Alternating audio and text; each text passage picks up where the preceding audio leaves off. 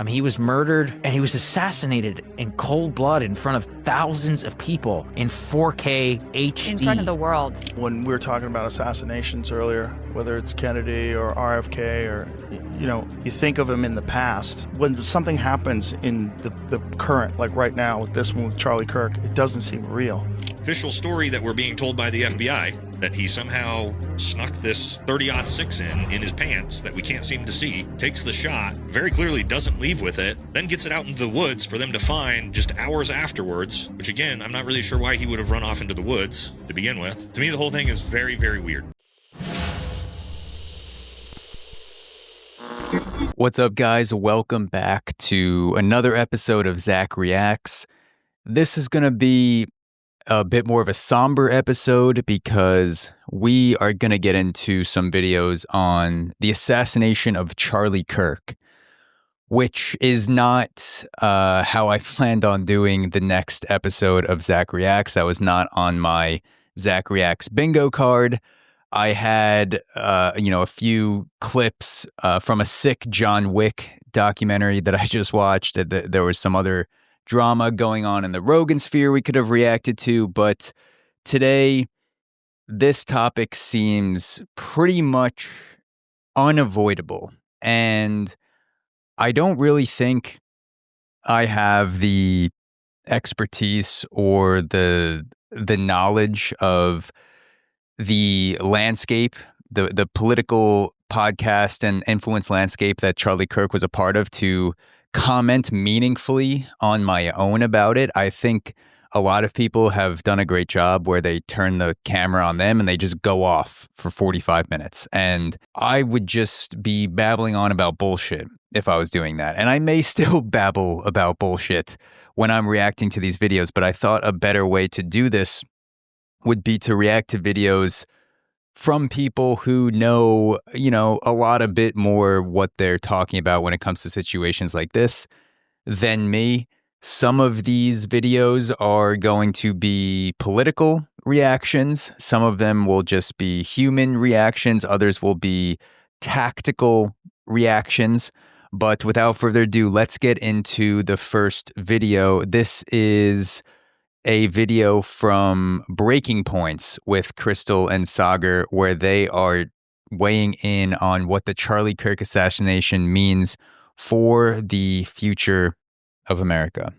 And, I've been thinking, kind of racking my brain for comparisons. And in modern American history, there really are none. I mean, Charlie, and you could kind of call him whatever you want. He was a conservative activist. He was an influencer. He's a YouTuber, and that's part of why I think, so many of us who also do very similar jobs and participate in some similar events are so shaken and struck by it. And it's because everyone has participated, at least in some form, in something like this, for more modern comparisons. I mean, I'm not saying that I'll stop there because I do want to say I'm obviously nowhere in the same echelon as someone like, Crystal and Sagar at Breaking Points or Charlie Kirk at Turning Point with his YouTube channel. Like, you're talking in the millions of subscribers. I'm a relatively small, bordering on a mid-sized channel.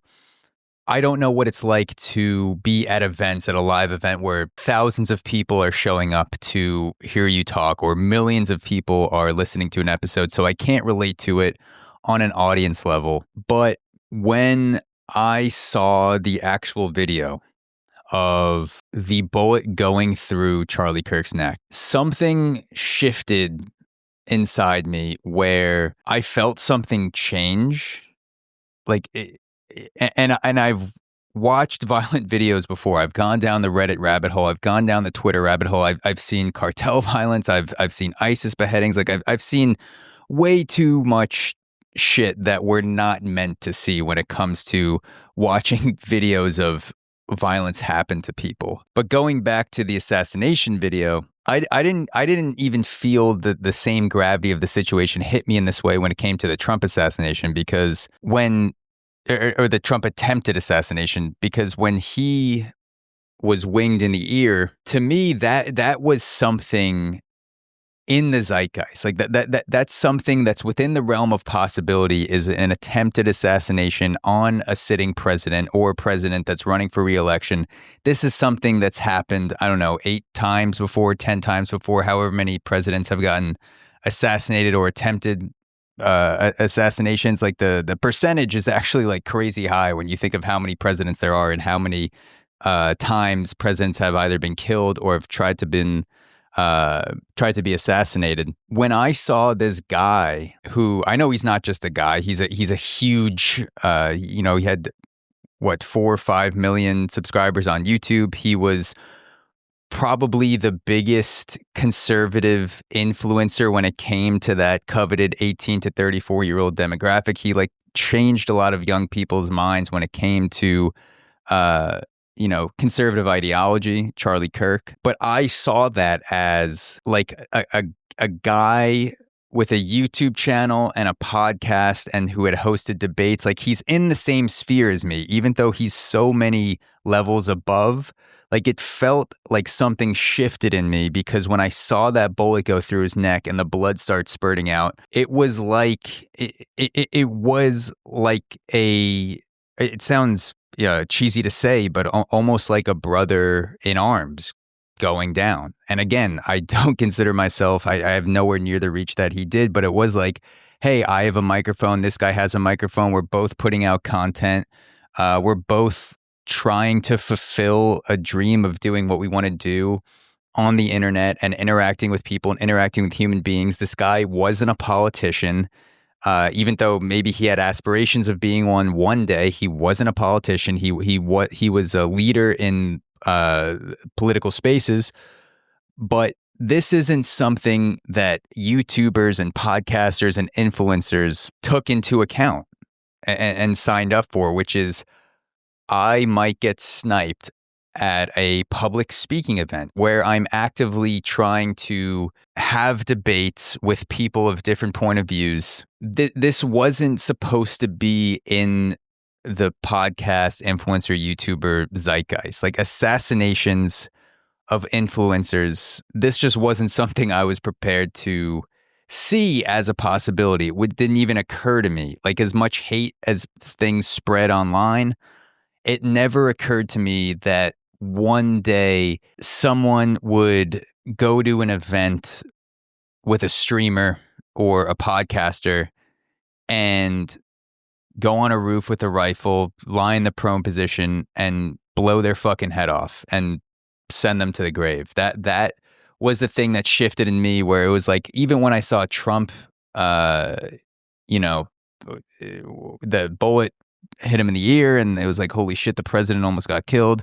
And that would have, that if Trump died, that would have 100% sent the country into even more of a frenzy than it's in now. But when I saw the bullet go through the neck of Charlie Kirk, that was like the gravity of the Trump situation almost getting shot. That was like, it was a monumental force in politics that had happened before. Attempted assassinations and successful assassinations had happened before. People have reacted to that. There are people alive today that remember the JFK assassination. There are people that know what it's like to live through that.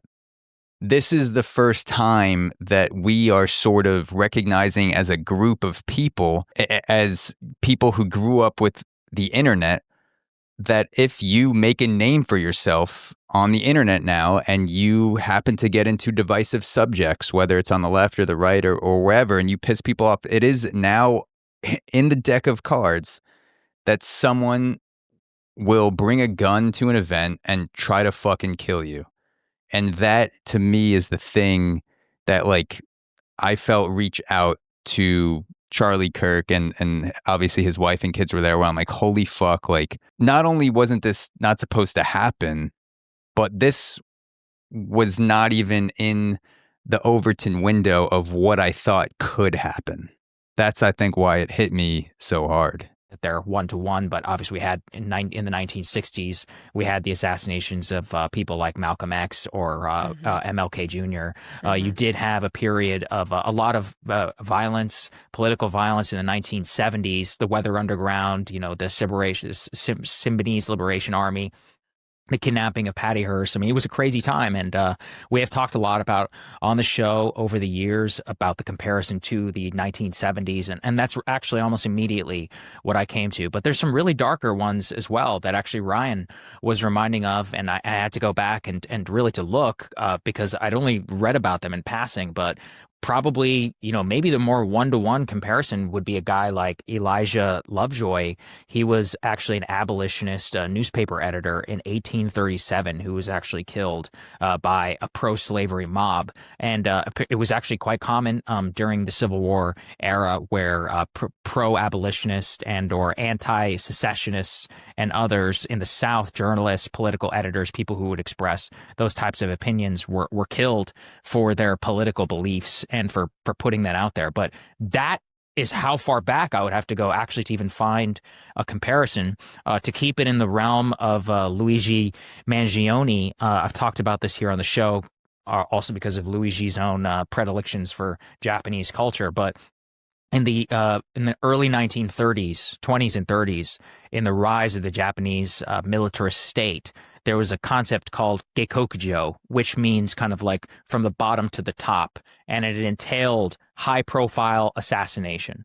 And assassination was not something just limited to the government, although it was largely conducted. It was to target political leaders, opinion leaders, others, for people to create a purpose of kind of moving towards militarism. Again, they're not one-to-one, but the same social forces are not all that rare. I could also think to the going off of the Luigi Mangione point, there was a tweet by Ezra Klein that I thought was one of the best tweets on this whole situation with Charlie Kirk, where he brings up the Luigi Mangione situation, among others. And Ezra Klein tweets, he said, "In the last few years, we've seen the plot to kidnap Gretchen Whitmer, the storming of the Capitol and pipe bombs left at the RNC and DNC, the break-in to kidnap Nancy Pelosi, and the brutal assault on Paul Pelosi, multiple assassination attempts against Trump, the assassination of Minnesota House Speaker Melissa Hortman and her husband, and the shooting of State Senator John Hoffman and his wife, Luigi Mangione's assassination on Brian Thompson, and the assassination of Charlie Kirk. Political violence is contagious. It is spreading. It is not confined to one side or belief system. It should terrify us all. The foundation of a free society is the ability to participate in it without fear of violence. Political violence is always an attack against us all. You have to be so blind not to see that." And I wasn't aware of all of these political violence incidents or assassination attempts, but my mind did go back to the Luigi Mangione assassination on the United Healthcare CEO when this happened, because I feel like that sort of ripped open the fabric of the political violence universe, where this thing obviously happened that was bad. It was a kid. It was a kid who fucking took a gun, waited for the United Healthcare CEO to come out of a building, shot him in the fucking back, killed him, wrote some kind of blah manifesto. I didn't read the entire thing, but from what I saw, it wasn't anything resourceful or insightful that actually went towards fixing the situation. And then half of the country was like, yeah, fuck United Healthcare, fuck Brian Thompson.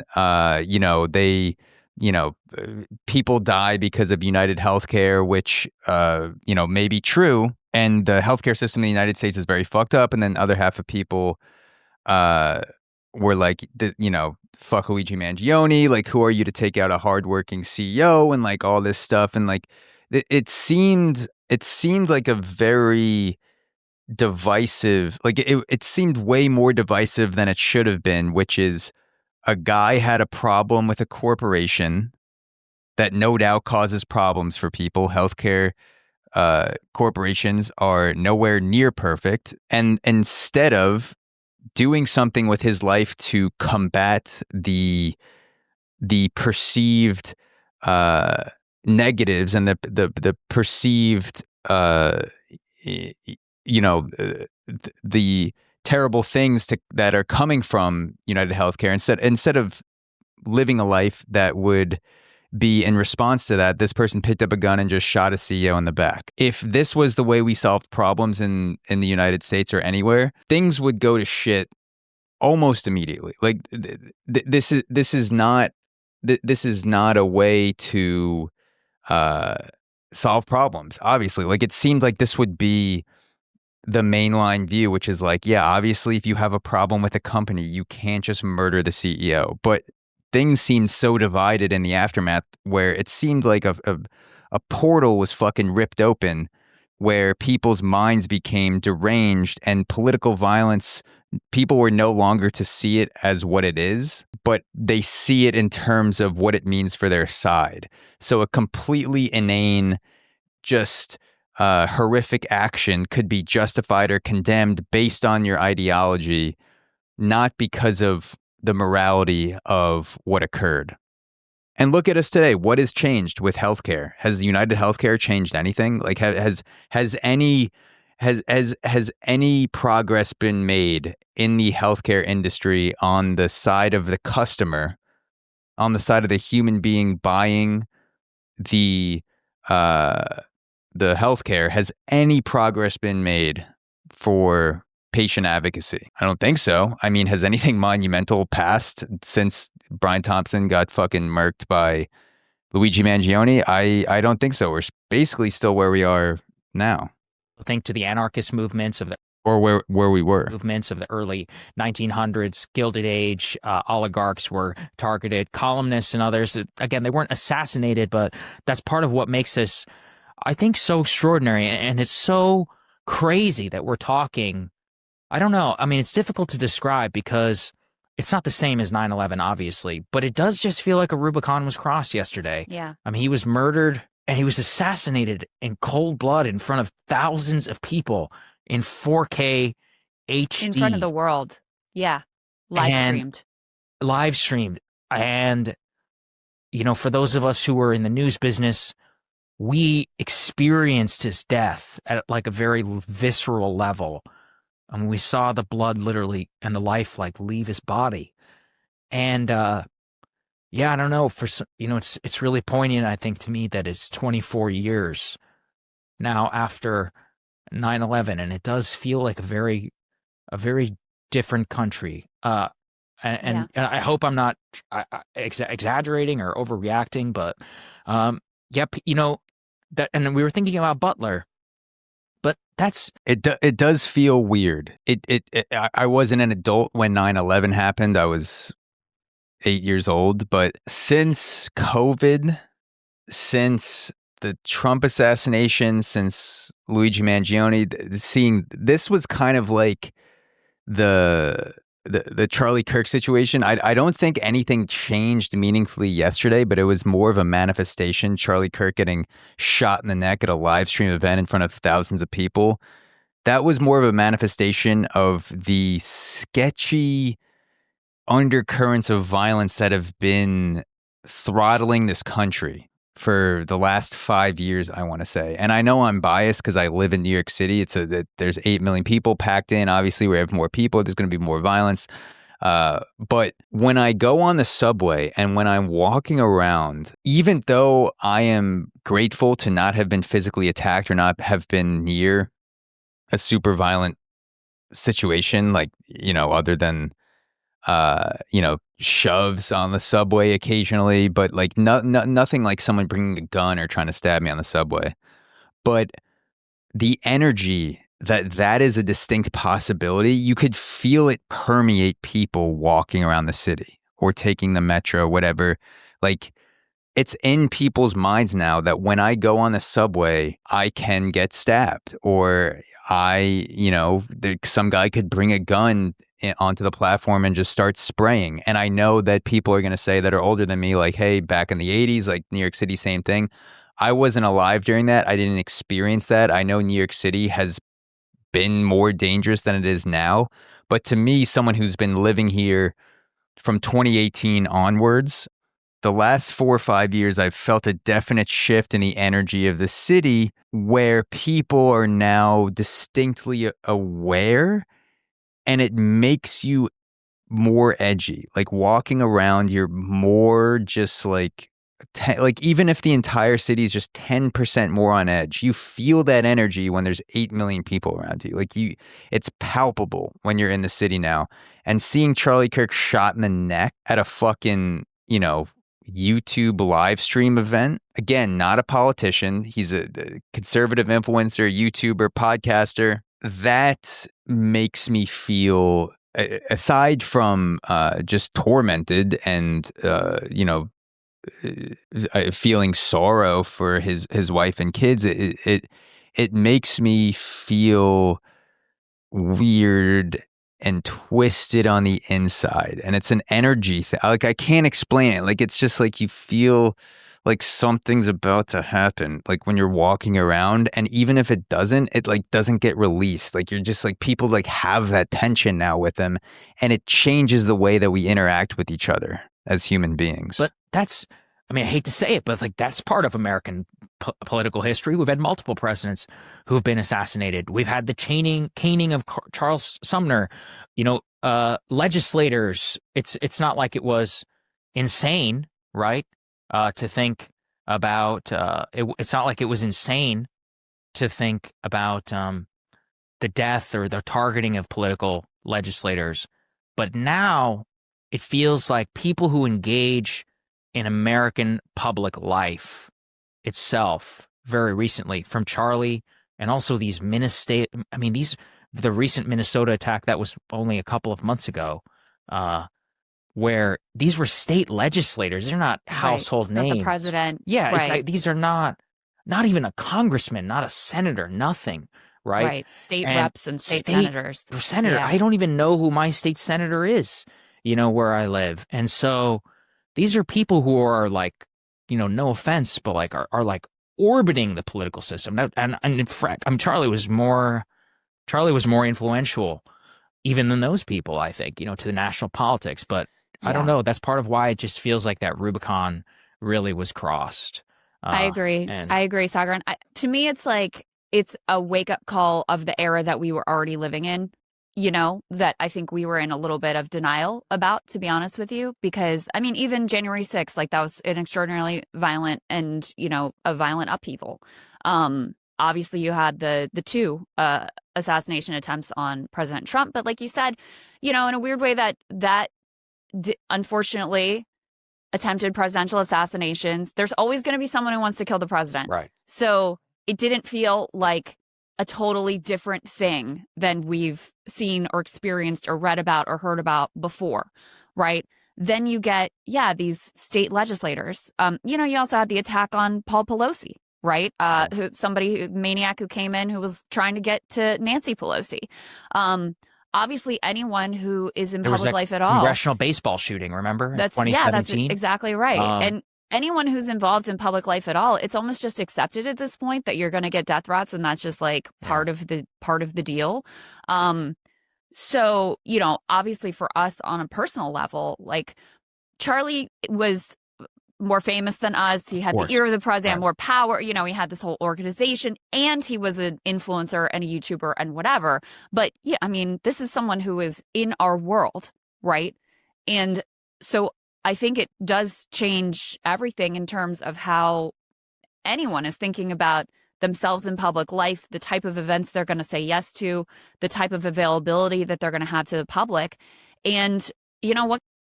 I did see that there were already some political podcast hosts, YouTubers that had public appearances scheduled that just canceled them. And I feel grateful now in a way that my audience is nowhere near the size that would warrant getting security if I decided to do a live podcast or something like that. But for people that have hundreds of thousands, millions of followers that are doing live podcast events, especially outside where the security is just going to be more lax, I would be super anxious about sitting on a stage, especially if the topics were more divisive and especially if the topics were within the political sphere. I wouldn't feel comfortable now having an open discourse political debate at a college on a stage with hundreds to thousands of people in the crowd like there were with Charlie Kirk. Or if I was doing that, I don't even know if I would be able to be present for the conversation or the debate because I would be thinking the entire time, like, is there a bullet that's about to go through the back of my fucking skull? So I think the people who are willing to engage in this open political discourse, especially out in public live events, deserve much more credit, and because the amount of balls that they have to in this moment and the aftermath of this, because there will be more debates, there will be more events that are political in nature, where people are sitting on a lawn and there's going to be buildings around, and you have to have balls to be able to do that now. Not that you didn't before, but now it's like they were saying, the Rubicon's been crossed. This is a different game now. This is a possibility. This is a danger that we didn't think about before. It's almost like if I was snowboarding down a mountain and my main concerns are hitting a tree, avalanche, or getting stuck upside down in a tree well and suffocating. Those are probably like the top 3 things that I think about when I'm, snowboarding, especially if it's off trail. It would be like if you're aware of the danger of those 3 things: avalanche, tree well, breaking your back on a tree, and then all of a sudden the mountain lights on fire in front of you and you're like, what? And you go through it and your fucking coat's on fire, your board's on fire, you're burnt, and you're like, this is, I'm dying, but like, I didn't even know this was a fucking thing. Like, how am I lighting on fire on a snowy mountaintop? And I feel like that was, again, it's not an exact metaphor, but that was almost like what it was watching this assassination yesterday, where it's like, yeah, like someone might rush the stage, you might get someone throwing like tomatoes or fucking, whatever, like worst case scenario, maybe someone brings like a bat or a knife and rushes the stage. But it was not in the influencer YouTuber cards of some guy going out of his way like he would try to assassinate a president or a prime minister of a country to take out a guy who's a political influencer. That was not a thing in the cards to be aware of. What can I say? The country's coming apart, right? We're chock full of guns, nation packed full of guns with mass levels of untreated mental illness.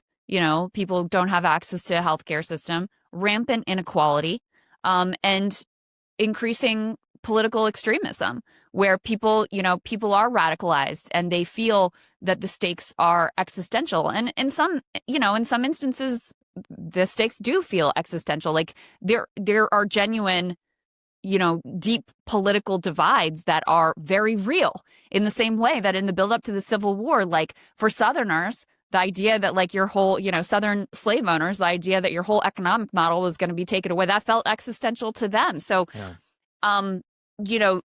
It's a tinderbox, like it's a powder keg, and it is absolutely, it's a terrifying moment for those reasons exactly. And to me, that has to be what this assassin wanted us.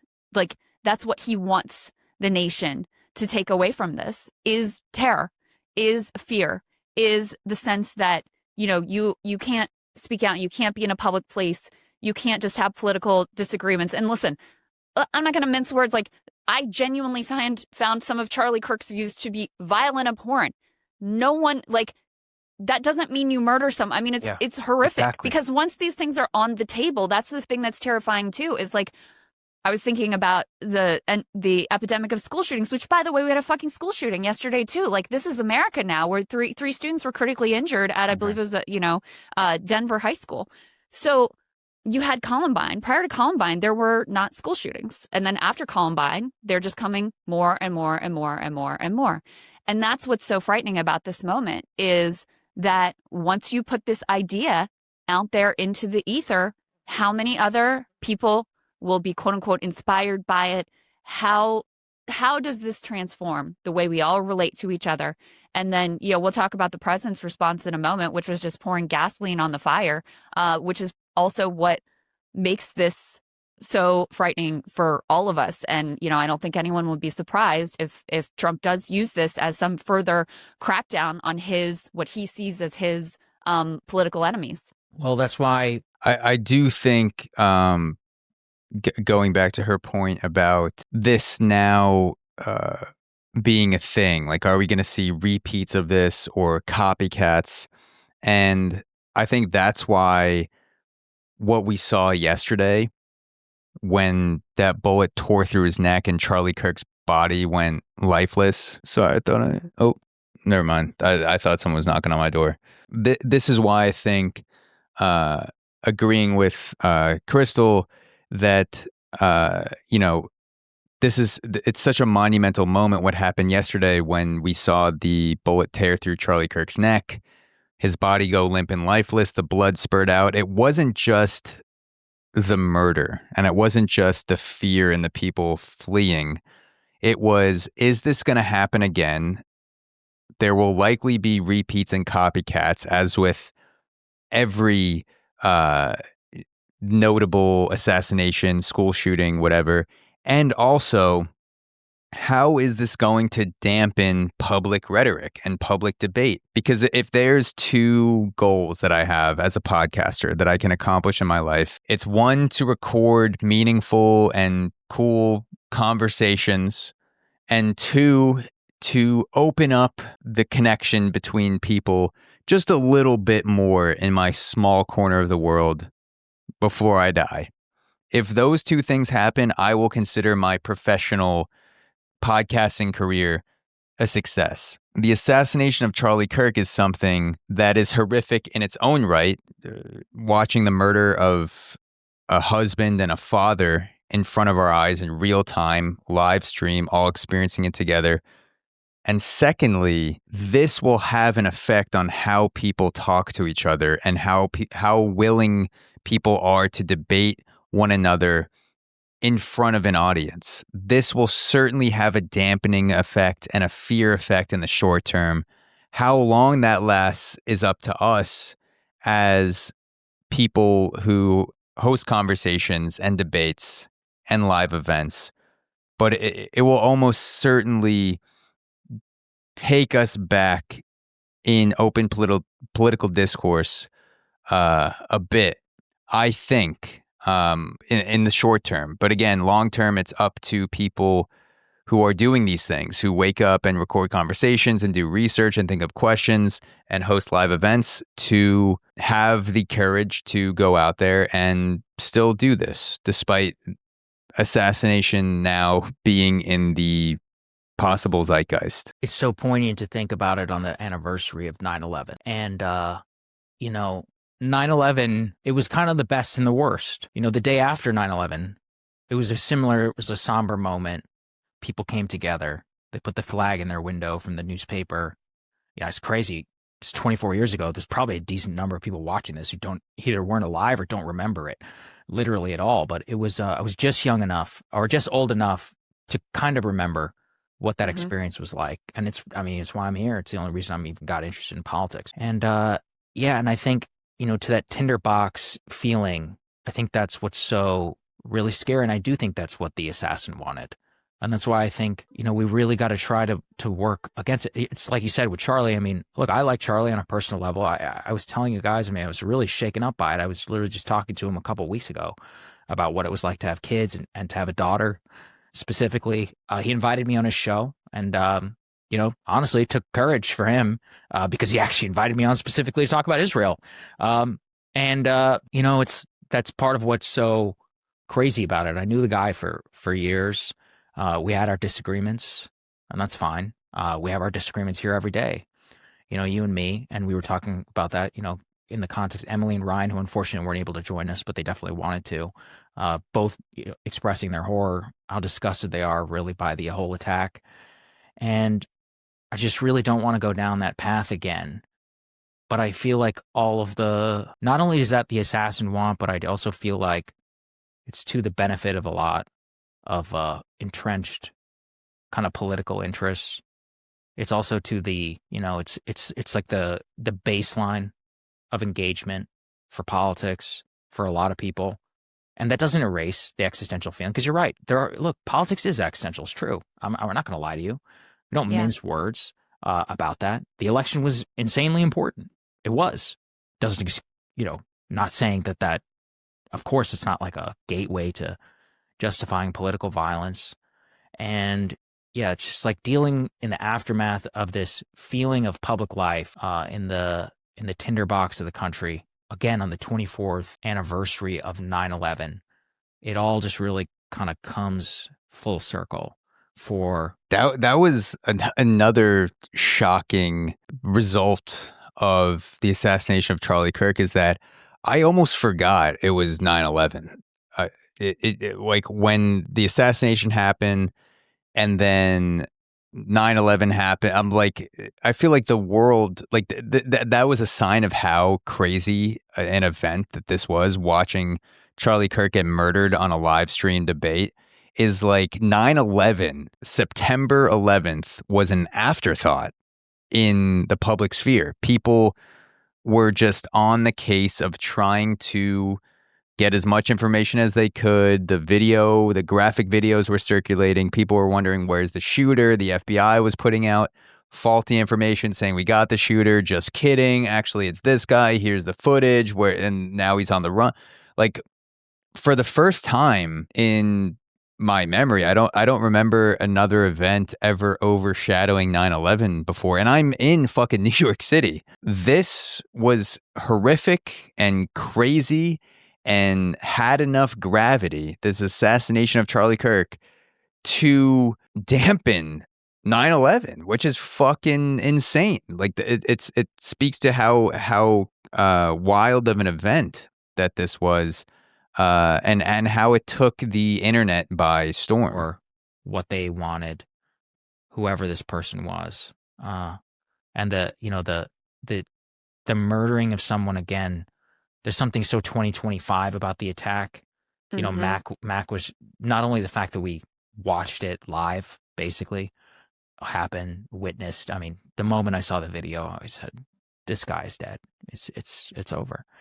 But Mac sent us, our producer, a video of, there was, I'm not going to call him out by name, but like a TikToker who was like, yo, TikTok live, like, creating content out of it almost immediately. Yeah, subscribe on Instagram. Subscribe to me on my channel, right? And I was like, I can't. That to me is an example where this kid, I don't know who it is, but apparently, like, right in the aftermath of the shooting, this kid is like running around filming and got video of Charlie Kirk, and then like turning the camera towards him, be like, yo, follow me on TikTok, bro, like Assassination 2025, Charlie Kirk, like follow me on and it's like the minds of people, we're watching the minds of people become molded in a deranged way in real time. The fact that someone watched a death, like as soon as the bullet hit, you watch that video, the blood starts spurting out, his body goes fucking limp, like someone just, knocked him out, like his hands shoot up, except it was a bullet tearing through his spine and jugular. To have your reflex be, let me take out my phone and get followers off of this man's assassination, the blood, like literally in the blood of the aftermath, this person's reaction, this TikToker, whoever it was to say, follow me, give me attention. That is also, speaking of like crossing the Rubicon, I don't think that didn't just happen yesterday or 2 days ago when the assassination went down. That is something that's been boiling for over a decade now, with especially, I don't know how old this kid was that was doing it, but I'm guessing he's younger 20s or under, someone who is a digital native that grew up with Instagram, TikTok, Twitter. Your minds have developed to crave attention equals value. So this person, in his mind, adding value to the situation was gaining followers and gaining views and streams, not getting to safety. Again, that's what's so wild about this. Above getting his own life and his friends' lives, whoever he was with, like the instinct, because of the way that social media is deranging our brains, attention is superseding survival instinct. This is insane. That before you grab for your own life, you grab for a phone and you grab for a front-facing camera and you try to get an angle where you're showing what's going on while there's an active shooter that could take your fucking head off at any moment. No one knew yesterday that that was going to be the only shot. But the fact that people, I don't want to say people, I don't know if anyone else was doing this, but at least one person was like, hey, I'm going to leverage this for content. He's not the only person alive that would do that. He may have been the only person there that was doing that in the immediate aftermath, but there's a percentage of people now walking around this planet that now value attention over self-survival and self-preservation. It's an insane line to have crossed, but we're here and it's not looking any better. That percentage is going to keep going up and up and up and up and up. And I don't know where we're going to be 20, 50, 100 years from now. I'll be fucking dead. When, you know, what if 30% or 50% or 80% of society values attention over self-preservation? Like, what the fuck does that mean for society? What does that mean for innovation? What does that mean for human connection and emotion and care and well-being and fulfillment and human flourishment? It goes down the fucking drain.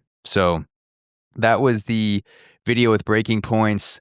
We're going to go through the video with Joe Rogan reacting to live to the assassination of Charlie Kirk. But before that, I'm going to rip a shot because it's Friday and I welcome you to join me. I'll be right back. All right, so this is Joe Rogan reacting live, finding out about the Charlie Kirk assassination. The Joe Rogan experience. So this just happened. We just found out that Charlie Kirk got shot. It's fucking awful. And is he dead? No. And Charlie Sheen. I don't think so. That's what was just One of the guys out there just said it was confirmed that he's dead. In the lobby was just... I've been looking. I haven't seen anything that said confirmed. Whoa. Murder for having a different opinion from somebody else. Yeah. Different ideology from somebody else. Yeah. Yeah. I mean, I don't know. Beliefs that didn't align. Did it or... Yeah. I'm He's sorry? dead? Yeah. Rest in peace. I mean, Charlie Sheen could be right. It could be that this person was ideologically fired up by Charlie Kirk's ideas. That's a real possibility. From my understanding, the shooter has been apprehended, or who they think is the shooter. By the way, it was a little before I started recording. Tyler Robinson they think is the shooter in custody, who shot Charlie Kirk dead in Utah. So Tyler Robinson, I guess they have the shooter. At the time of the recording, at least to me, I don't know if the motivation of this guy has been made public. I know that the guy who tried to kill Trump, apparently he was a registered Republican. I don't know how much that really means in terms of ideology. I don't know, like, if his motivations were clear with the Trump assassination. I didn't read any of the manifestos or anything that he may have left behind. But I don't know, and I don't know if anything has been released up to this point, what the motivations were. If this guy was like, I fucking hate Charlie Kirk, or if this guy was a deranged person looking to take out a political figure to make a statement. Like that's also a possibility, that whether this, it could have been a liberal or conservative influencer, this person would have just climbed up on a roof and taken them out because he was just dismayed by the state of the country and wanted to fucking take someone's head off in a horrific manner, in a deranged manner. I don't know how much we know yet about the motivation of the shooter. Fuck. Fox News. Jesus. 27 years old, maybe? 30? Do they even have a suspect? I don't know. That's why I'm literally trying to track it all on Twitter, and it's all... Fuck. This was recorded, I think it was a day or two ago. Now the suspect again is Tyler Robinson. They have someone in custody, Utah State Police, who is the suspect. Fuck. Nobody deserves it. He doesn't deserve that. Nobody deserves that. So were you saying that MSNBC had a crazy take on it? Mm-hmm. What was their take? I mean, I'm literally just reading Twitter, so I didn't see the video. I just saw people talking about tweets of it. I'll pull it up, though. Let me see. Fuck. And even now, they could have taken it down. It was a tweet or a video? I'm doing the show while I'm trying to figure right, it out. No, I understand. I think they were live on the air and people clipped what they were talking about. It's not a tweet. It's not on their Twitter account or anything. So it's someone's hot take. I think so. Live in the moment. Yeah, that's a crazy take. Crazy take is that. What was the take? That they deserved it? That's why I didn't want to pair. Right. Here you go. Dave Portnoy reposted this. You found it? All right, here. Put it. It's only 10 seconds. Which a shooting like this happens. You can put the headphones on. You can hear and it. again, emphasize what you just emphasized. We don't know any of the full details of this. That we don't know if this was a supporter shooting their gun off in celebration, or so we have no idea about. That's what the crazy. A supporter shooting their gun off in celebration. I mean, of all the things you could say that this, like, it would have been better to say, maybe it was a supporter of Charlie Kirk that was clearly trying to kill him that maybe became angry at some of Charlie Kirk's recent opinions. Charlie Kirk recently just hosted a debate between Josh Hammer and Dave Smith, where, I think the general opinion and my opinion from watching the debate was that Dave Smith, who said, had some choice words for Israel's actions against Gazans, won that debate and wiped the floor with Josh Hammer. And Charlie Kirk hosted that debate. And in my opinion, very graciously, he was fair to both sides to let Dave get words in and Josh get words in, and was very willing to hear both sides, even though I believe Charlie Kirk is more pro-Israel. He was certainly willing to hear arguments that were anti-Israel. But a better take would have been that a Charlie Kirk supporter who became angry at some of Charlie Kirk's recent takes or associations, maybe with Israel, climbed up on a building and fucking blew his head off. That could be the furthest thing from the truth. Maybe this person has always hated Charlie Kirk. But to say that a Charlie Kirk supporter was firing their gun off in the crowd in celebration, like, yeah, I love Charlie Kirk, you woohoo, and then it's like, oh, fuck, I accidentally shot forward instead of in the sky. Like, what kind of mental cuck gymnastics do you have to do as a host on a cable news channel to say, like, to make this seem like it came from a Charlie Kirk supporter? Like, again, that's the worst argument I think I've heard for this being a Charlie Kirk supporter. There are other arguments, like, again, the fucking Trump shooter registered as a Republican. I don't know how much that means. Like, there are people that register as Democrats that vote Republican that vote Democrat. But, like, there are other things that you could have said if you wanted, because of your news channel's politics, to paint the shooter as a Charlie Kirk supporter. That was probably the dumbest thing you could have said to support that argument. Oh, that's it. Yeah, if it was a supporter shooting their gun off in celebration. What? Someone shot their gun off in celebration and killed him. You shoot celebration guns in the air. Oh, God. Just, what a crazy... Yeah, what would have happened? Like, you shoot it in the air and then it can't. This person was trying to sell the story that this person shot it in the air in celebration. It was like, yeah, I fucking love Charlie Kirk, bang, bang. And then it just, like, came down at an angle where Charlie Kirk was also looking up, and then bang, just hit him right through the throat. Because the video of this was surfacing almost instantly. Like, I guess I shouldn't be surprised, but in the moment I was like, how many videos of Charlie Kirk getting shot through the neck are on Twitter? Like, there's got to be 100,000. Like, every fucking new populating feed was Charlie Kirk getting shot. So I'm like, you've got to know that that's not a celebratory shot. That's just the most imbecilic take I've heard on this entire situation. What a crazy take. Like, it might not have been someone assassinating someone for the wrong opinion. Huh. Fuck. Well, why does something like that have to be spun?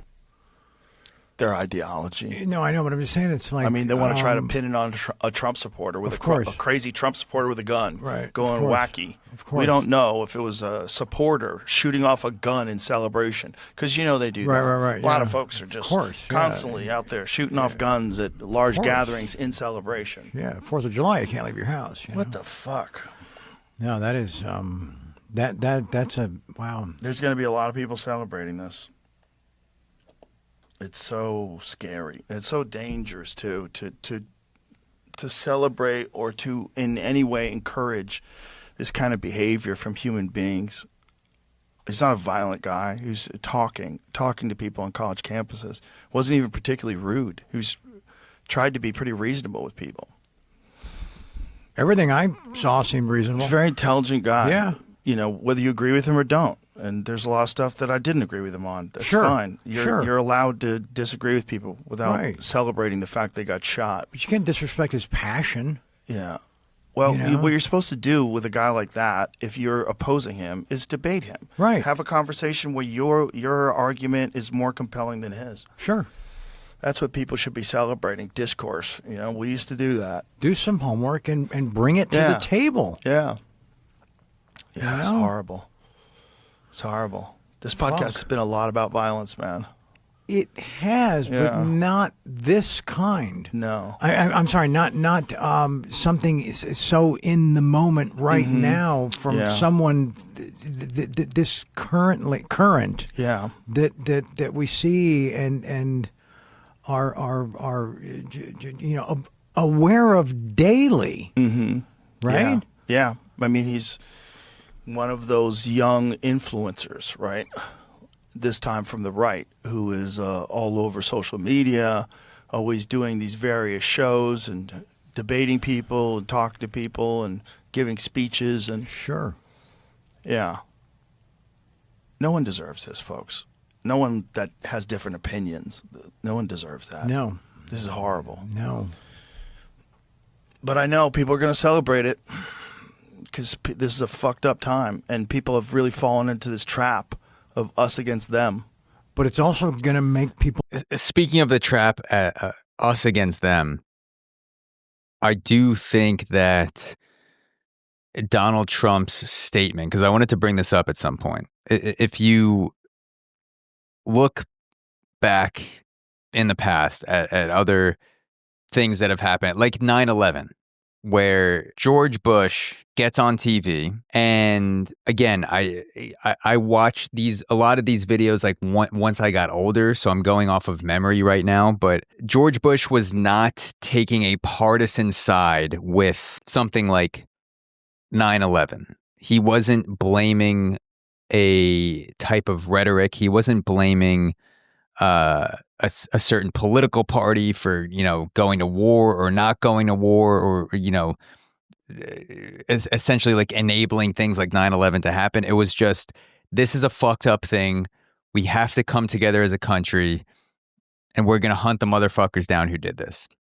And we ended up getting in a series of very horrific wars that arguably made zero ground in the Middle East and probably lost us some ground, and got thousands of U.S. Men and women killed for seemingly little to no reason, now that we can actually look back over the last 20 plus years. But in the moment of the speech, in the aftermath of terrible things happening, presidents have typically united people. They typically haven't used divisive partisan language. And I just want to bring up something that Trump said yesterday as part of his statement of the Charlie Kirk assassination. Trump said, "This is a dark moment for America. Charlie Kirk traveled the nation, joyfully engaging with everyone interested in good faith debate. His mission was to bring young people into the political process, which he did better than anybody ever. to share his love of country, and to spread simple words of common sense. On campuses nationwide, he championed his ideas with courage, logic, humor, and grace. It's long past time for all Americans and the media to confront the fact that violence and murder are the tragic consequence of demonizing those whom you disagree with day after day, year after year, in the most hateful and despicable way possible. For years, those on the radical left have compared wonderful Americans like Charlie to Nazis and the world's worst mass murderers and criminals. This kind of rhetoric is directly responsible for the terrorism that we're seeing in our country today, and it must stop right now. So you go from past presidents bringing people together to Trump immediately blaming the radical left, where we have no idea what this person's motivations are yet. There's not been any statements, any manifestos recovered. I know there's like some information on like transgender ideology on the bullets or something that the FBI put out, but like the FBI also said they had the shooter twice and then was like, sorry, not the guy. So at this point, to the best of my knowledge, no one fucking knows what the motivations are behind the shooter, but Trump had to stick in his speech that this is a problem on the left. It's possible that Trump knows something that we don't know, but I'm going to guess that that's not the case, and Trump, like in events past, is using this as an opportunity to fire up his base, cause division, and deepen the political divide with his aggressive bullshit and, rhetoric that has inspired violence in the past. Look at January 6th. I think there was no place in the aftermath of the murder of Charlie Kirk to partisanize his passing. This was not something that needed to be done. This is not an energy that the country needed more of.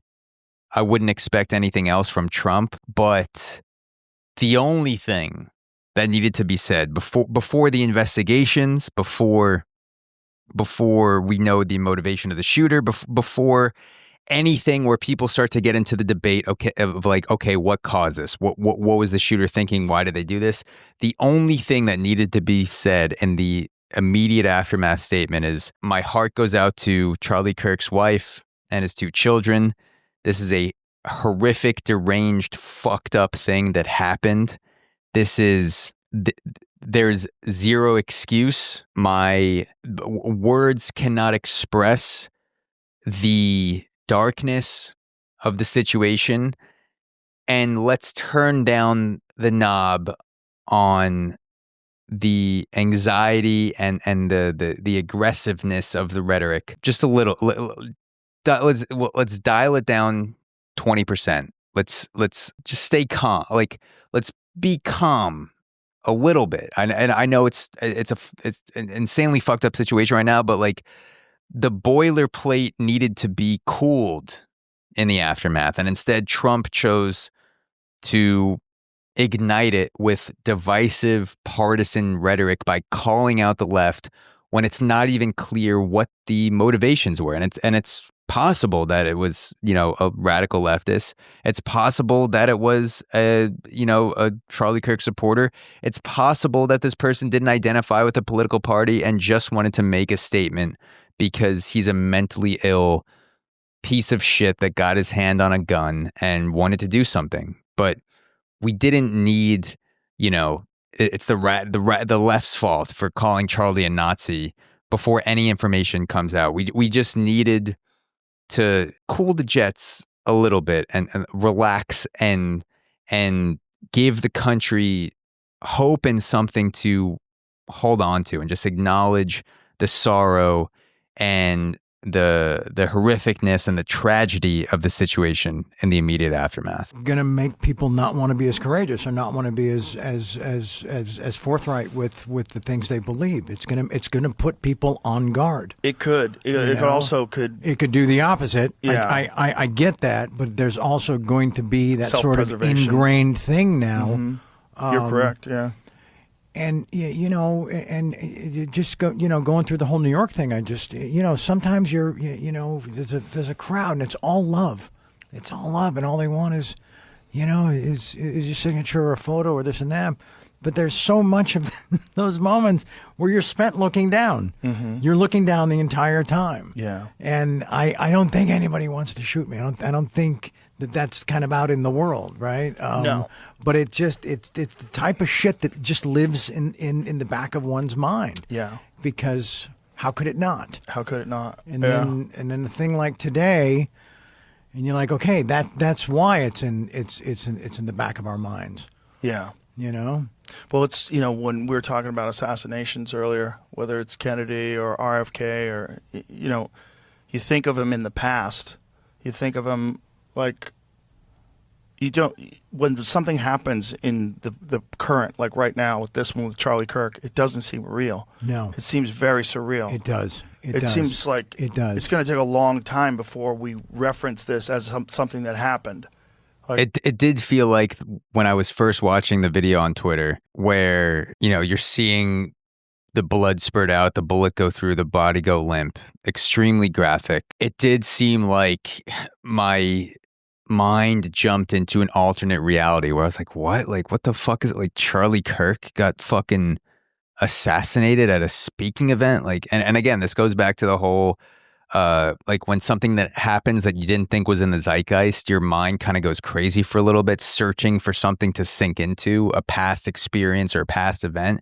And when it can't hook into that, it's like your mind and soul are just like floating, looking for some comparable experience. And I felt like my brain shot into an alternate reality through some portal watching this go on. I'm like, when did we get here? Like, there's got to be some alternate reality where society has gone in a different direction, or, you know, a less crazy, a less anxious, a less divided direction that's happening on a parallel timeline. And somehow I ended up in this one. It's like super fucked up to think about. Like you remember he got shot and killed? Oh yeah. Like right now, it just doesn't seem real. It seems so crazy that it's not registering. It's not. No. Is he a friend? No, I met him once. Okay. I met him once at a gun range of all places. Wow. He was a nice guy when I met him. It's a fucked up time. People are so divided in this country. So divided, and there's so many people that love it.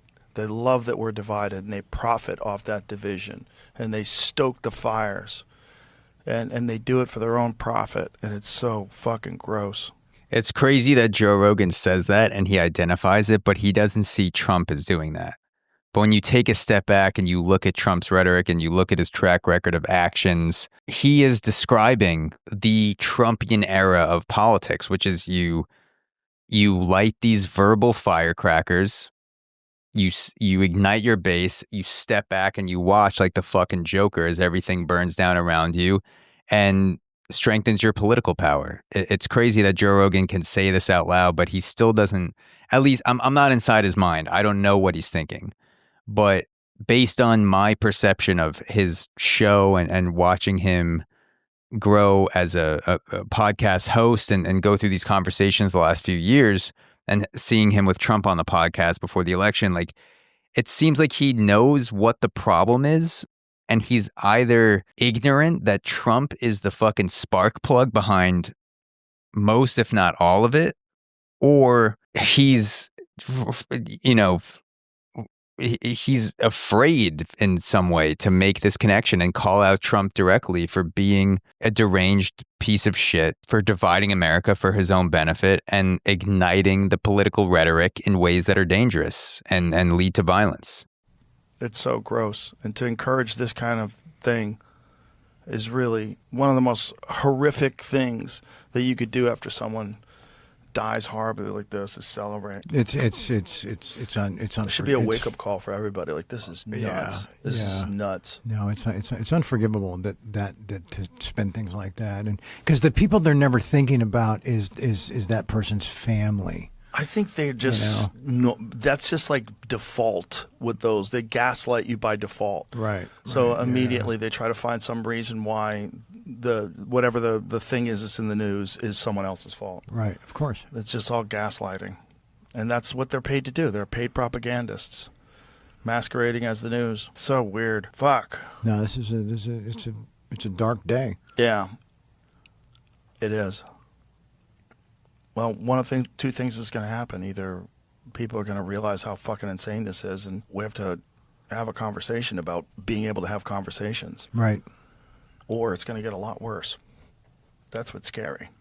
Unfortunately, and I hope I'm wrong, I think they're going to be copycats and other incidents, whether it's against liberal talking heads or conservative talking heads. I don't think this is the end. I think this blew open a portal allowing this type of action to occur, or not allowing, but just like people see this incident who are, decent people and wake up to like, holy shit, the world's fucked up. Like, let's turn it down a little bit. There's this very small percentage of the population willing to do things like this that see Charlie Kirk assassinated and go, oh, I've always thought about doing this. I didn't know that was even an option. And now I'm going to fucking take control and try to do something. It happens on both sides of the spectrum. And unfortunately, like, I don't know, like at a live event where you're not talking about protecting the president, like how do you get, a Navy SEAL Secret Service level team to protect you? Like, one, most influencers, streamers, like they probably can't afford that on a regular basis if they're going to campuses every weekend or hosting like podcast events and, hire, these, SEAL team guys or Green Berets or like retired veterans, whoever it is that's actually going to protect them. Probably costs hundreds of thousands of dollars per event. Like, so you just kind of have to go out there and be like, I hope I don't get my fucking head blown off. Scary. This could spark off some kind of a real violent conflict. That guy had a lot of fans. Yeah. And this is probably one of the reasons that Joe Rogan doesn't really do live podcast events. He's the biggest podcaster on the planet. He has the largest audience. I don't know to date if he's ever done even a live podcast indoors, like in a theater, let alone outside at a like an open air stadium somewhere. That, like, for sure now he's not going to do it, but in the past, this is probably one of the reasons where like he has SEALs on his security team and he has SEALs at his comedy club. Like he might have inquired about doing a live event in the past and like, dude, we can't fucking protect you outside. Like, it's too much of a wild card. You're the number one media person in the world. We can't guarantee that someone can't get up on a roof somewhere and get a shot off at you. Yeah, a lot of people love that guy. Yeah, I know. And if they find out that he got killed for something that they vehemently oppose in the first place, it could send people over the edge. It could. Yeah. There's always that flashpoint moment in any, in previous times like this. Yep. Yep. There's always that tipping point moment. Like the Rodney King film. Yep. Right? Something. Yep. Just like that's it. Yeah. This also highlights just a little bit of perspective, like how lucky Trump was. Oh, yeah. And it's just like Charlie didn't get the benefit of a head turn or a couple of microns or millimeters or, and it's just like, wow, who decides that? Yeah. That is just, there's this the Trump thing is bananas. Yeah. But they talk just about clips his ear. Yeah. Because he makes a reference to something. Yeah. And then it's just, And then it clips his ear, where if he didn't turn his head, he'd be dead. And it would have been on live on CNN. All right. So this is the last video that we're going to get into. This is Valhalla VFT. He is a retired Green Beret. I, really like his shit. He's broken down things with Navy SEALs, Green Berets, the Tim Kennedy situation on podcasts, if you've been following that. But here he's going to break down the tactical side of the Charlie Kirk assassination. And full disclosure, I've shot a gun like 3 times in my life. I don't know shit. I'm going to react to this from a purely personal standpoint, which is what I think as a lay gun person who is not an expert. We are watching an expert react to the tactical side, again, of the assassination. And I'm just going to go off vibes, which, let's vibe it up to end this off. It's a Friday. Fuck it. I'm a couple shots deep. Let's get into the tactical side of the Charlie Kirk assassination. Welcome back to the channel, everybody. And there's been a lot of really weird stuff happening surrounding the Charlie Kirk situation. All of it coming from the FBI. I'm sure a ton of you are scratching your heads. I've seen a bunch of messages of, people saying the same thing now that the footage has come out of him actually fleeing the scene. Not having a 44-inch long gun with him that was supposedly somehow stored in the woods that they found. Just very odd inconsistencies. I don't know if it's incompetence or what, but it's leaving a lot of us scratching our heads. All right, so we're going to go through the footage of that, break it down, show it doesn't make sense from start to finish with the FBI here. And again, I want to say up front, I think that the law enforcement departments in Utah, I know they're working their asses off, nothing to do with them, but just the FBI, very, very odd. I'll just say before we get into it, it is funny how a lot of times the three-letter agencies, FBI, CIA, they'll criticize the American people for jumping to conclusions and whoa, like there's no evidence to support that. Like, why are you saying this? Let's take a step back. And then the FBI, the Charlie Kirk assassination goes down, and within, I don't know what it was, 20 minutes, they're like, oh, we have the shooter, just kidding. Oh no, now we have another shooter, the guy who was fucking like screaming, shoot me, the old man with the gray hair as they were carrying him out, and then like, actually that's not the shooter. Then they're like, oh wait, we can't find it. There were like 2 or 3 false finds of the potential shooter. It's like the FBI is lecturing us, and they're like in such a rush to confirm to the American people that we have the shooter that they're just making the fucking dumbest mistakes, it seems like. Let's jump into it.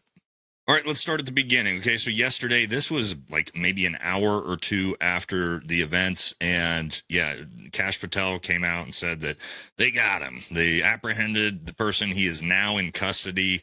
Turns out who they thought they had was this guy, which turned out to just be an old man with a pellet rifle in his truck in downtown Utah, because that's probably super normal. The FBI had to then walk that back and say, actually, we don't have him. We don't know who he is, okay? Then, of course, they found a guy. Again, we're not talking about an amateur, beat cop who's been on the street for 6 months, where also he wouldn't be an amateur. He'd be a professional if he's a cop. So, sorry about that. We're not talking about a early stage professional cop that is seeing a pellet gun in someone's trunk and going, we found the shooter. We're talking about the fucking FBI. Like they're supposed to be the cream of the crop investigators, supposed to be.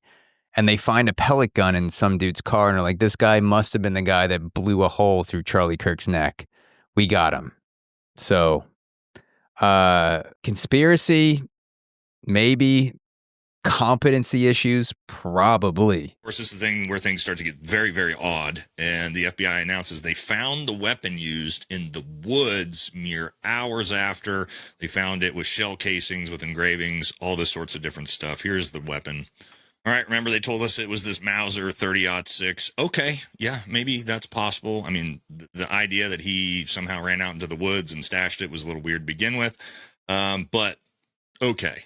Right, but now we need to talk about how he somehow miraculously, and I don't really know where he had it, we'll look at the pictures here, got this 42 to 44 inch 30-06. That's almost a 4-foot long gun that you can't break down without tooling, to this event, and then somehow out into the woods after. Well, let's look at the pictures of him coming to the event. All right, so first picture here, okay, and everything I'm talking about is based off of the FBI's reported weapon used, okay? So obviously this is not going to fit in a backpack that he has on. People are saying, oh, well, he had it stashed in his jeans, okay? Well, we can see him walking up the stairs here, both knees pretty much bent. Also, yeah, this weapon, guys, again, 42 to 44 inches long. It would be all the way up to his stomach here. It's a metal rod essentially through the barrel. Wouldn't be able to bend his knees at all this way. If I had a 4-foot gun on me that was tucked into my jeans, and again, the way that this dude is standing, his knees are bent, the gun can't, like, if you had something in your pants, you'd essentially have to keep your legs stiff like stilts if it was 4 feet long. But even if I was able to manage that, I'd be worried the entire time that I was about to blow my gut through and through, because the barrel of the gun, if it was 4 feet long, going through my jeans, it would probably be aligned like somewhere in my stomach area. And I mean, again, I don't know that much about guns, but like if you're in a rush and you're not, double checking the safeties, maybe you're like fleeing an assassination scene, let's say, you might blow your fucking stomach out if you have a 4-foot rifle tucked into your jeans. So I don't know how the FBI is going to fit these puzzle pieces together of like, here's the video we have of the shooter, but also here's the gun that, according to Valhalla VFT, a retired Green Beret, cannot be broken down without tooling. So the FBI wants us to believe that this guy has a 4-foot rifle tucked in his jeans in this photo. And also, you'd be able to see either the buttstock would be huge down here, or it would be visible all the way up here. You can tell maybe he's got something small. I don't know, but he definitely does not have this giant long gun stashed in his jeans. All right, another picture of him here. It looks like maybe he has, an iPhone, a Samsung in his pocket here. You can tell a 44-inch long gun is not stashed in his little jeans here. Again, you would obviously be able. Maybe the Samsung Galaxy just came out with a new model where you can break down a 44-inch long gun into a square where you just break it down piece by piece and fold it over into a phone-sized tablet where you could just shove it into your jeans. Obviously be able to see the massive outline of this thing. Doesn't make any sense. Okay, so this is, I'm just, again, you guys tell me how he magically got this thing on the roof. Now, did he pre-stage the rifle on the roof ahead of time? Okay, sure, we could talk about that. But that doesn't explain away how when he flees the scene, he doesn't have a gun on him. All right, next is a video, I guess, is supposed to be him on the way to the event. I'm not sure on the reporting how perfect that is. By the way, missed opportunity by the shooter to stuff his jeans with socks to make it look like he had an absolute hog, because this is probably the most the American public's ever stared at a man's dick and nuts area over a 24 to 48 hour period, trying to figure out what he's hiding in his pants. This guy's a piece of shit that deserves to burn in hell for eternity, but for his own sake, to go out with anything positive, why not stuff a few socks in your pants and meet the devil with an absolute hog, or letting the American public think that you do. That is, whether it was leaving, going, we're going to assume heading to the event. He is walking with a little bit of a limp, and people are saying, okay, so he obviously has this giant long gun in his jeans because of this limp. Let's look at that, though.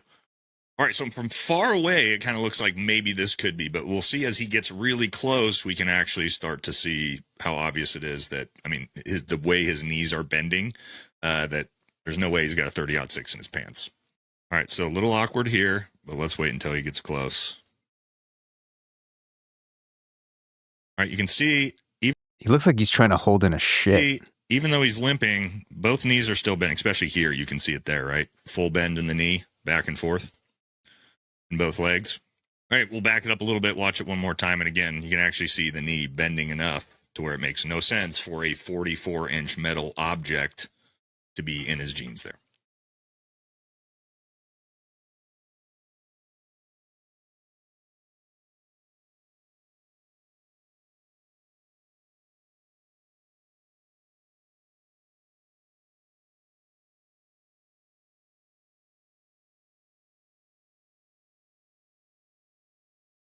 Right, so it looks like he's fully bending one leg and kind of bending the other. And again, not a gun expert, but if you had let's just say it wasn't a gun, it was just a 44-inch rod. If you were going to be able to bend your knee without like a rod-shaped thing sticking out of your jeans in an obvious way, which it didn't look like it was in that video, it would have to be like tucked up through your armpit, which means that like his arms would also be swinging weird, and you'd see something probably poking out of his shirt. I don't know what he's carrying there, if it's a gun, if it's something else, but it's definitely not 44 inches. So very, very difficult for me to believe that, again, watching this footage, he's got a nearly 4-foot-long long gun somehow stashed in his jeans up his shirt that we just can't really see. But let's say, hypothetically, it is, and the footage just isn't good enough. Well, he didn't leave the scene with a weapon. We'll show that. All right, a little bit hard to see, but we're going to slow this down, okay? My point being with this, had he grabbed a giant long gun to run, he would have picked it up off the ground, and he would have held it at his side horizontally. This is how we run with a long gun, right? It's just the way you would do it. You wouldn't grab it and somehow run with it at port arms or anything like that. So you can see, as he runs across here, it's a little hard to see. There's definitely not some 4-foot object on him or next to him horizontally. There, nothing. There it is. Nothing. All right, we'll slow it way down.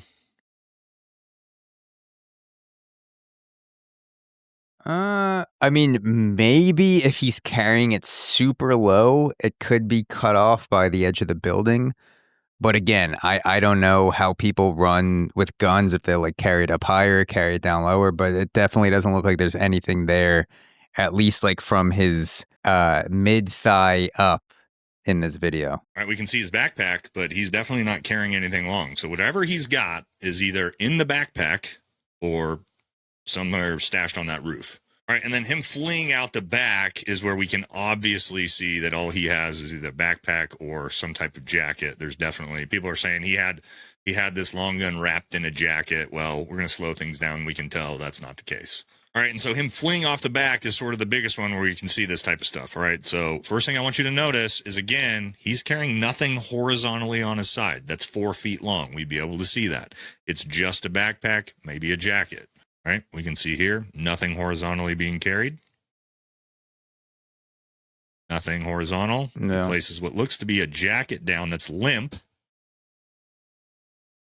Okay, as you can see here, got something right here that he's going to toss on the ground. All right, important here, when we actually watch him pick it up off the ground, we can see it's just either a bag or a piece of clothing. There's not some 4-foot-long metal object with him.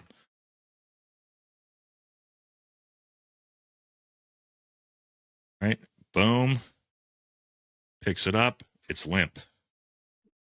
Runs off. Yeah, that does not, whatever he has in that jacket, it does not look like the gun that, I mean, how could that be the gun that was in the FBI photo? Again, according to a retired Green Beret, you can't break down that gun without tooling it. So obviously you're not going to fucking assassinate someone at a public live debate and then, take your time to break down the barrel and the chain. Like, whatever that is, it's not the photo that the FBI showed. Off.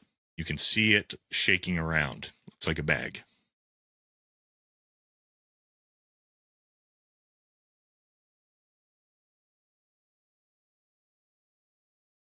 All right, we'll play it again. We'll slow it down.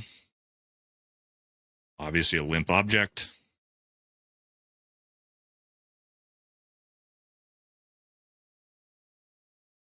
Yeah, he kind of just tosses it down. Picks it up. I mean, it's something in there, but it's not a 4-foot long gun. That would be fucking crazy. And you can see it. He reaches down, picks it up. It sways back and forth. It's about 1.5 feet long. He did not jump off that roof with a 44-inch 30-06. It's not a thing. To me, it doesn't appear that he flees the scene with a weapon at all, let alone a, precision long gun. I mean, maybe if we wanted to give some grace, he had a, short-barreled AR-15 that he broke down and put in the bag. And that's, but still, I mean, it wouldn't have been that floppy. So if he didn't leave the scene with a weapon, one, how did he get it into the woods to then, let's say he did break it down to somehow fit in that little bag. He put it back all together to then leave in the woods? This is also the biggest question I had about the FBI finding the gun in the woods. If I'm the assassin and I obviously don't want to leave evidence behind and I want to get away as quickly as possible, those are probably the top 2 things on my mind, is getting away as quickly as possible and leaving as little evidence behind as I can. Why would you leave a gun in the woods? Because the FBI or the police, someone's going to find it. So you might as well leave it at the scene where you shot Charlie Kirk, because why have it slow you down as you're trying to exit the building and make an escape? So if you're going to leave it in the woods and you know someone's obviously going to comb the area and find your fucking gun, why not just leave it from the beginning and make a quicker getaway? And then if you decide to bring the gun to minimize evidence, why not just keep carrying it and take it with you? You already took it to the woods. Just fucking, put it in your car or like, do something. Like, why, if you're going to ditch it in the woods, you already made the decision, I'm going to slow down my escape. So if you're going to slow down your escape and compromise yourself and you have the evidence on you, why not take it to the max and just keep the evidence on you? Because you're already out of the scene. You're already away from people. You're gonna, I assume if he did carry this gun to the woods, he already passed people with the gun tucked somehow. Again, I don't know. It doesn't look like he had anything tucked in this photo, but you already took the risk of walking past people with the gun. You're in the woods. Why not now take your time to get rid of the evidence? It just doesn't make sense to me. Either you leave it at the scene or you take it all the way with you and ditch it somewhere further after you wipe the prints and get rid of the shit. If you're going to dump it in the woods, you might as well have just dumped it at the scene of the assassination on top of the building and not even gone through the trouble of taking it with you. Because this was clearly planned out. Like, this person thought about it.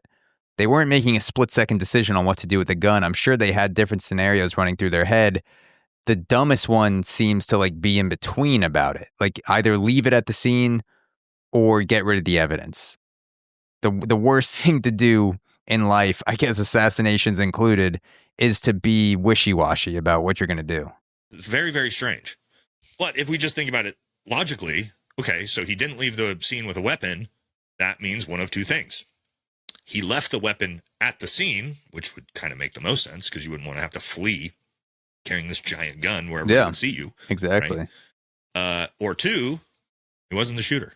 Now, that'll get into some really weird conspiracy theories, right? I mean, which I've seen out there. And I'm not saying that this wasn't the shooter. I'm not saying that I think that necessarily. I'm just saying that the official... Or the gun that they showed was not the gun. But again, that's another conspiracy theory. We don't have enough information to speculate right now. But what Nate from Valhalla VFT is saying right now seems spot on, where it's like if the gun that the FBI is showing is the gun that this person had on him, something is not matching up. Official story that we're being told by the FBI that he somehow snuck this, 30-06 in his pants that we can't seem to see, takes the shot, very clearly doesn't leave with it, then gets it out into the woods for them to find just hours afterwards, which again, I'm not really sure why he would have run off into the woods to begin with. To me, the whole thing is very, very weird. Now, is the FBI lying? Were they just rushing to get reports out and messing up? Was there just happened to be randomly a different rifle in the woods that they somehow found that they attributed to it, but that wasn't actually the gun? But if that's not the gun, then where was the actual gun? Is it up there? If it was up there, didn't you guys find it? All right. Honestly, I don't know, guys. Could the official FBI reports be true? Well, the gun he used obviously can't be. That's obvious. We broke that down. But, is this the shooter? Was it just some disgruntled college kid? Yeah, definitely could be. I'm not going to take that away. But I think the FBI's reporting on this, if that's the case, has made this whole thing look way, way sketchier than it needs to. Because I don't see any of this being explained away. I just see the FBI just going, oh, never mind. We didn't have him. Oh, maybe that's not the gun. I don't know, guys. It's frustrating. There's a lot of really weird, if we want to get into conspiracy theory stuff, I'm sure you guys have seen a lot of really weird stuff surrounding all this. Now